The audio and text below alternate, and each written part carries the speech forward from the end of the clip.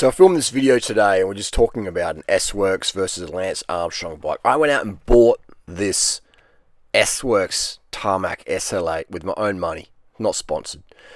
And just so I could give an honest opinion. All right? A lot of people out there have opinions about stuff, but they don't have any personal experience. Or the ones who do have personal experience, their experience is quite limited because they're new to the topic, new to the subject, new to the scene. I've never had a driver's license. I've coached thousands of cyclists. I work with world tour riders, some of the big names, some of their coaches.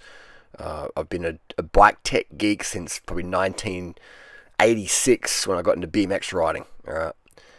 If you grew up in the 80s, you're into BMX in Australia. This is how it was. And that just carried over to mountain bikes and carried over to road. I've never had a driver's license. Like I said, I ride my bike everywhere I got to go, pretty much, unless I'm in a plane. But even then, I bring my bike in the plane. So my experience is based on experience. Right? My opinion is based on in-depth experience of decades of experience. Two and a half decades of road racing experience. Right? I love it. I love cycling. I'm not terribly good at it, but I really enjoy the lifestyle. All right? I'm not the fastest guy out there by any means, but I do enjoy lifestyle. And what I'm very, very good at is coaching riders, getting them their performance levels up, regardless if they're a total noob. You know, it could be your fat mum or your fat dad. I'll get them into the cycling, or it could be a world tour rider going for their first world tour win, etc. You know, if you know, you know. So that's my gift, and I'm really disappointed at the bike industry in the recent years with this, you know, coercion or whatever you call it. It's full first world problems, but I really feel it's killing cycling. These bikes, the cost is insane, but if the cost was that much, okay, but the quality's not there. These bikes ride like rubbish, absolute garbage in crosswinds. Now you compare it to this is a bike from 20 years ago. Actually, it's a 2005 Trek Madone 5.9 SL 10-speed Durace 7800 Bontrager race extra light wheels. If you know, you know. This bike rides like a dream, as long as it's your size. In the crosswinds, this bike is much more aero than the latest, you know, quote unquote wind tunnel evolved bicycle. Right? There's way more aero. All right. I get to ride all these bikes, and they're just way more. These bikes is way more aero. And Adelaide's a windy city, right? People come to Adelaide and are like, man, it's so fucking windy here. You know, I've raced in Belgium. I've lived in Belgium. Belgium's not windy compared to Adelaide, mate. Like Adelaide is, yeah, we're like the Antarctic Ocean, basically. The edges there. It's a windy place, man. You know, you got like Johannesburg in South Africa is windy, but Adelaide's is really, really windy. You know, it's a windy place. It's awesome. It's great. That's why Adelaide produces more world tour cyclists than any city on the planet ever. Yes, that's correct. Adelaide has produced more pro top name level cyclists, or just pro world tour riders in general, than any city in the world. Even more than Ghent in Belgium, that's a big call, but that's true. It's fact. If you know, you know.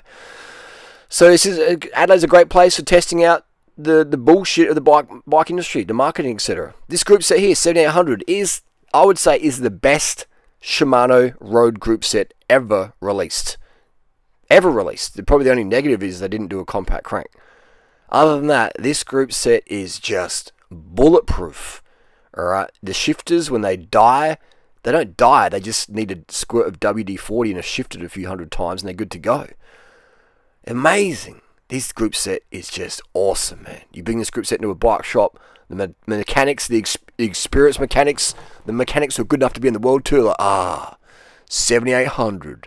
I know how to make this shit work. This stuff's dialed, man. It's so good. But compare it to this stuff where you need an upgrade at some point, an update for the firmware. Or when it dies, you have to plug it into a computer, go, what the fuck's, you know, like. And I'm a fan of tech, man. I'm a fan of tech if it makes your performance better.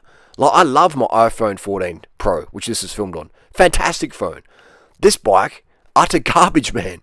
It's designed for the fat dentist in Miami. It's designed for the Richmond Park dude, the eating disorder who wants to keep up with the Joneses. All right, it's just, that's okay, but it should be marketed as that, not a performance bike. Okay, it's not a performance bike. It's a purely for profit bike.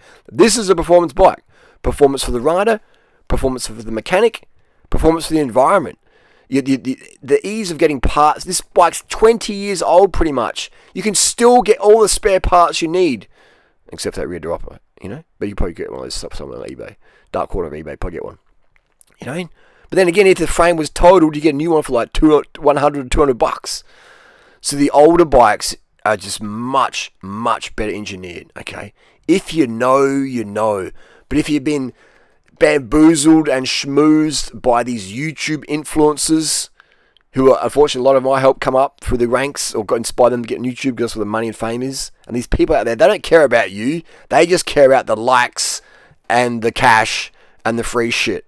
All right, and that's the unfortunate truth. They couldn't give a fuck if you quit cycling or not. I do care, man. I want more bums on bikes. That's why I fight for truth in cycling tech. Okay? Truth in cycling tech. But you get these people out there who got no fucking clue, or they're just in the scene for the clout and the cash. And we all love a bit of clout. We all love a bit of cash. I get it. But we don't have to sell out to get clout. Alright? To get clout, you don't have to sell out, man. Alright? To get cash, you don't have to sell out. Okay? Look at me, man. I don't ever have to. I can go and buy a $20,000 bike that I know I don't like, make a few videos about it, and sell it for whatever it's going to sell for, pennies. You know? And I can afford to do that without blinking my eyes. I don't have to sell out to do that. Okay? Just be honest, people. If you go out there to provide value and to really help your community, provide the very, very best fucking performance, the best service, whatever you're into, alright? If you go out and generally do that, you'll never have to worry about money again. Do you know why that is? Because you always have customers. But more importantly, you'll be so happy with your work, you won't need the latest material shit to feel happiness. Because your work, especially if you're a man, your work, your profession is your passion. And you won't be wanting the latest crap that costs 2 arms and 2 legs or whatever. You know, half a kidney. You'll be like, whatever. Like, I'm genuinely happy to ride a 20-year-old bike. And the crazy thing is, that 20-year-old bike is better than the current model. 100%. And if you know, you know. But if you don't know, if you're just a noob, or you've been riding for a couple of years, or you're naive and you're easily led by marketing psychology, then you'll think I'm an utter nutbag Aussie bogan weirdo. And I get that all the time. I tell people the truth, and they look at me like I've got a mental health disorder. And yeah, I am crazy, but I'm crazy about helping you get the best results. But it's really, and I've learned not to get frustrated about it. Otherwise, you'll just you'll cook yourself. But people are so easily fooled. You know, even Mark Twain used to say it. It's easier to fool someone than convince them they've been fooled. Okay, and you have that whole Dunning-Kruger syndrome out there. Look, do a deep dive on that Dunning-Kruger. And Dunning-Krugers, man, they're in the cycling world. It's crazy, man. Anyway, that's the rant. That's the rave. If you want your best cycling performance, visit Durianrider.com or watch one of my free 7,000 plus videos on cycling and health. All right, when you are healthier, you're going to perform better. All these things are intertwined. But the good bikes, man, are dirt cheap. If you want to find one of these ex-doper bikes, then join my coaching group, Durianrider.com, and they're out there. Okay, and if you want one, let me know. Join the coaching group. I hope you find one in whatever city you're in. They're killer. There's so many good bikes out there. And we've got another 30 to 40 years of spare parts. So I was like, I want to stick my rim brake bike, but I'm worried about getting parts. You can still buy NOS 7400, alright? If you know what that means, you know what that means. You can buy NOS 7400, man. What does that mean for those who don't know? Dura 7400 at 8 speed. You can still buy every single part for that.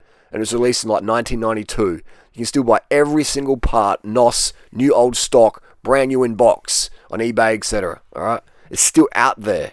You can still get it. When was that? 1992? How long is that? Like 30 years? 31 years? And that there was only a few group sets that went out there. So think of all the rim brake stuff that's out there today. Millions and millions of rim brake bikes are out there. It's 30, 40, 50 years of spare parts.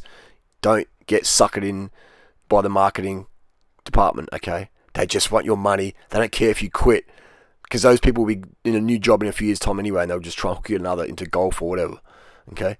Don't get scared, man. Far out. It's crazy. We've got to fight for the truth here. If you appreciate the truth and honesty in cycling, give your video a thumbs up. Thank you.